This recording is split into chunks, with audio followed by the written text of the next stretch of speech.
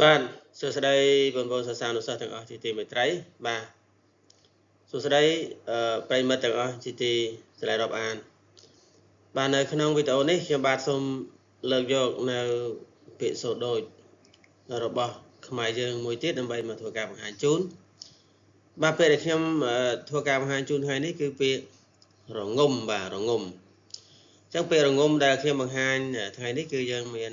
2បាទទី1គឺរងដាក់ស្រអមនិងមួយទៀតរងដាក់ស្រអមតើពាក្យទាំងពីរនេះមានអត្ថន័យយ៉ាងណាបាទសូមរីករាយតាមដានដូចតទៅបាទ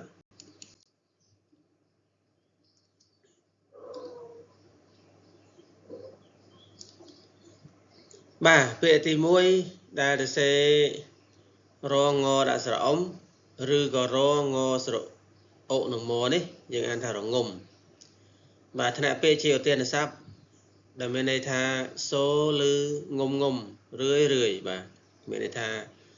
សំឡេងឬងំតិចរឿយអត់ដាច់នេះជាពាក្យរងំបាទដែលឡែកពាក្យទី2រងំដែលសរសេរងដាក់ស្រអមនេះណាពាក្យជាគុណនាមដែលមានន័យថាដែលមានសូរស័ព្ទរំដំពីរោះគួរស្ដាប់ឧទាហរណ៍សូរភ្លេងរងំបាទនេះគឺជាពាក្យរងំអញ្ចឹង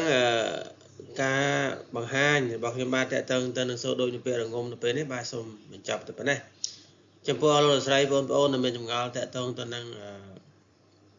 ពាក្យសូរដូចរបស់ខ្មែរបាទអាចធ្វើការ comment ខាងក្រោមវីដេអូឬមួយក៏តាមរយៈ channel Telegram ដែលមានឈ្មោះថាពាក្យខ្មែរហើយសាកសួរទៅខ្ញុំនឹងព្យាយាមឆ្លើយបាទមិនថាជាសូរដូចនៃដូចពាក្យផ្ទុយបញ្យលពាក្យវេយ្យាករណ៍ក្នុងភាសាខ្មែរទេបងប្អូនអាចសួរបានបាទសូមអរគុណជួបគ្នានៅវីដេអូក្រោយបាទ